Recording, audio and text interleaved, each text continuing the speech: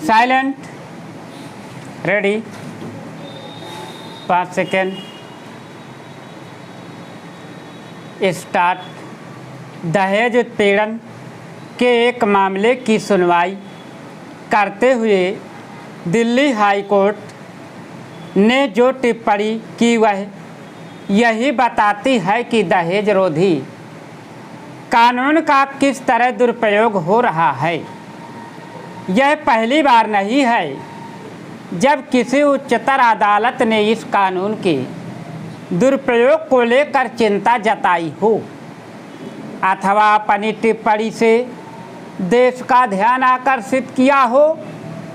Delhi high court की तरह से अन्य उच्च न्यायालय भी इस तरह की टिप्पणियां कर चुके हैं और तो और कुछ मामलों में सुप्रीम कोर्ट भी ऐसी ही टिप्पणियां कर चुका है।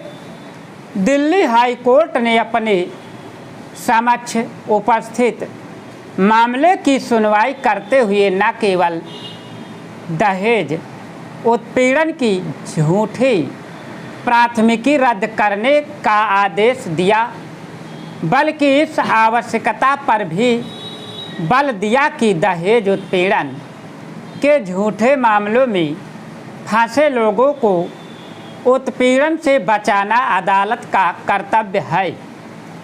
क्या यह उम्मीद की जाए कि उसकी टिप्पणी का सभी अदालतें संज्ञान लेंगी और दहेज निवारण अधिनियम के दुरुपयोग को रोकने के लिए सक्रियता दिखाएंगी। उन्हें ऐसा करना ही होगा क्योंकि कुछ मामले ऐसे आए हैं जिनमें दहेज के झूठे मामले में फंसे लोगों ने आत्महत्या कर ली।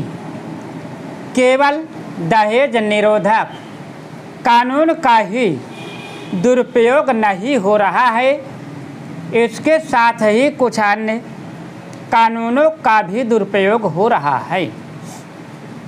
इनमें कई कानून ऐसे हैं जो महिलाओं को उत्पीड़न शोषण से बचाने के लिए बनाए गए हैं।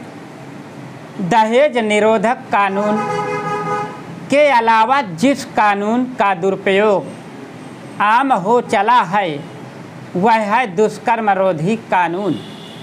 दुष्कर्म के झूठे मामले सामने आने का जो सिलसिला कायम है वह खत्म होने का नाम नहीं ले रहा है। इस कानून के दुरुपयोग पर भी अदालतों की ओर से कठोर टिप्पणियां की जा चुकी हैं। कुछ मामले तो ऐसे भी रहे हैं जिनमें दुष्कर्म के झूठे आरोप लगाने वाली महिलाओं को सज़ा भी सुनाई गई। निसंदेह दुष्कर्म और दहेज के झूठे मामलों के आधार पर ऐसे किसी निष्कर्ष पर नहीं पहुंचा जा सकता कि महिलाओं को दहेज के लिए तंग नहीं किया जाता अथवा वे दुष्कर्म का शिकार नहीं होती। सच तो यह है कि ऐसी घटनाएं भी थमने का नाम नहीं ले रही हैं। इन स्थितियों में उन उपायों पर विचार करने की ज़रूरत है जिनसे किसी भी कानून के मनमाने इस्तेमाल को रोका जा सके। वैसे तो दुनिया में ऐसा कोई कानून नहीं जिसका दुरुपयोग ना होता हो, लेकिन जिन कानूनों का दुरुपयोग बढ़ता चला जा रहा है और जो उत्पीड़न एवं उगाही का जरिया बन गए हो, उनमें ऐसे कुछ संशोधन परिवर्तन करने पर विचार होना चाहिए जिससे उनके बेजा इस्तेमाल को रोका जा सके। ऐसा करते समय इस पर ध्यान देना होगा कि महिलाओं को उत्पीड़न से बचाने के लिए बनाए गए अनेक कानून लिंग निरपेक्ष नहीं हैं और इसीलिए उनका दुरुपयोग बढ़ गया है।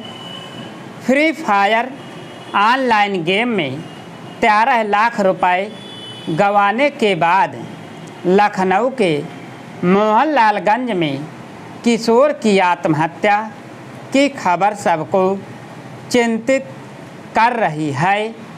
स्टॉप। अगर तुम लोग नए हो तो सब्सक्राइब करो, वो जो लाल वाला बटन है उसके साथ सूर्य नमस्कार करो या फिर अनुलोम विलोम, मुझे नहीं पता, बस क्लिक हो जाना चाहिए। अब